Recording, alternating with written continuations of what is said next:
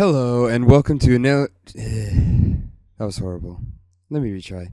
Hello and welcome to a new series I am trying out called Storytime with Tyler.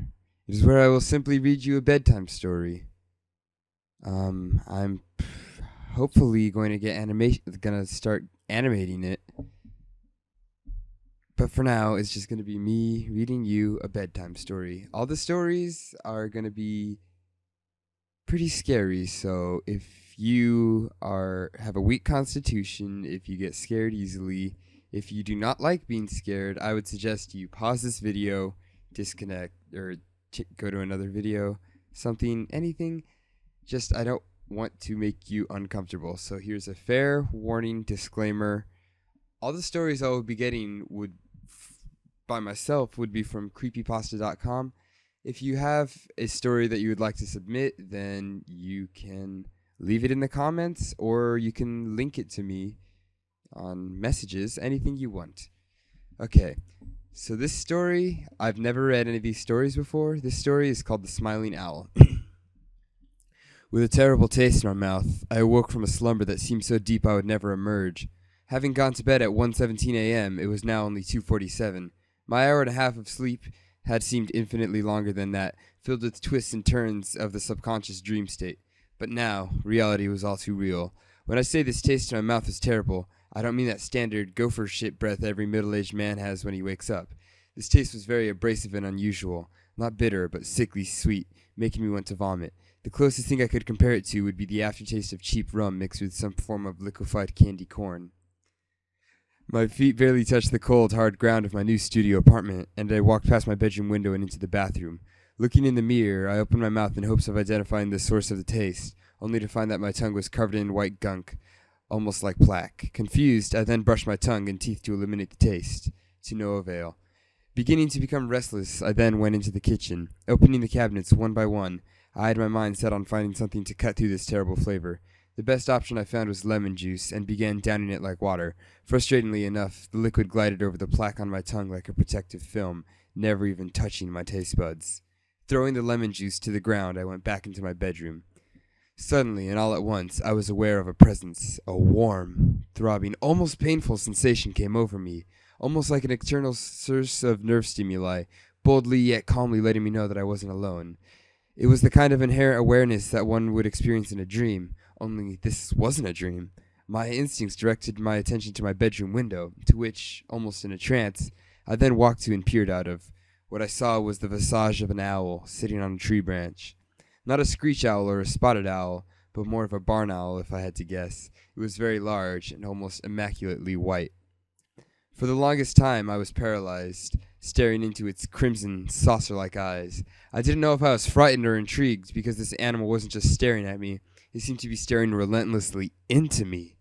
After at least 4 or 5 minutes of this, the owl then, with an air of utter calm, smiled at me. Looking into its eyes, I felt strangely comforted. The very moment I broke its gaze, however, everything changed. My tongue began throbbing with a writhing pain I can't even describe, almost like every individual muscle inside of it was tearing itself apart.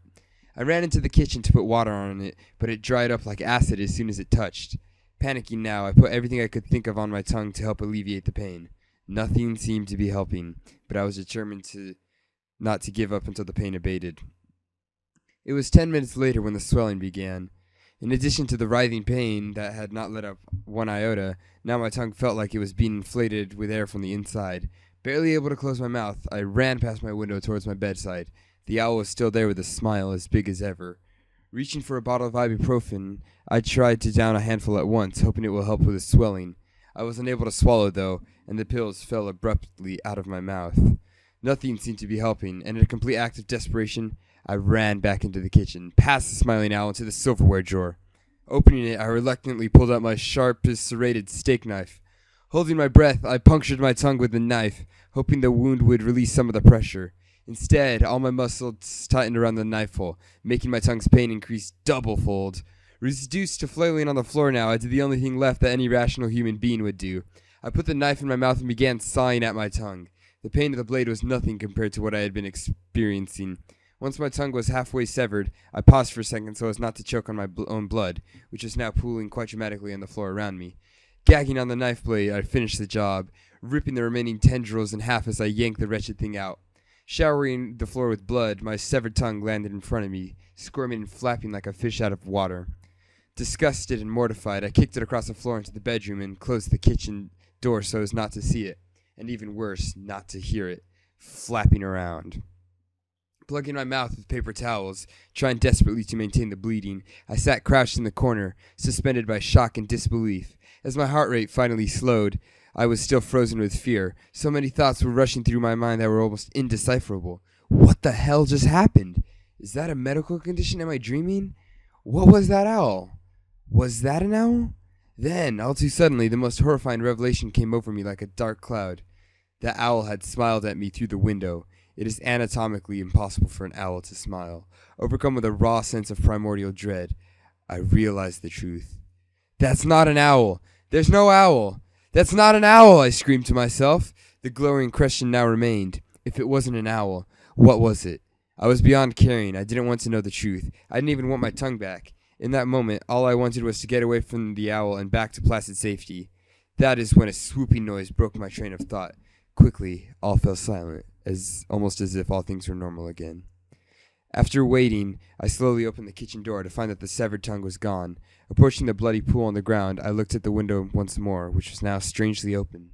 Staring back at me now with crimson eyes, the owl was still perched on the branch.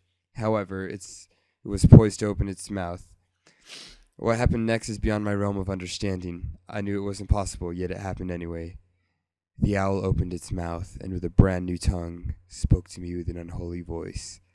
I will survive, it said. Its smile then spread wider than it had before, revealing a pearly white set of teeth. It was at this point that I blacked out from fear. Once I awoke, the owl was nowhere to be found. The bleeding in my mouth had clotted, and I immediately got my things together and headed to the hospital. Once I was in the emergency room, having to communicate with a pad and pencil, I informed the chief surgeon where I came from.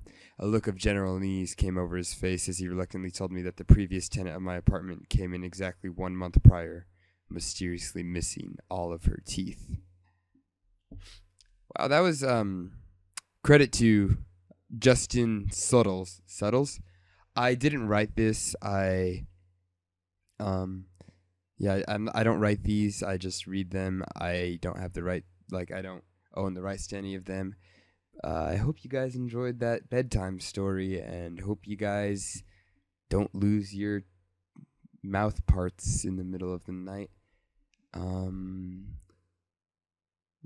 just hope that was good fun for everyone, because I knew I enjoyed reading to you guys. So, see you guys soon.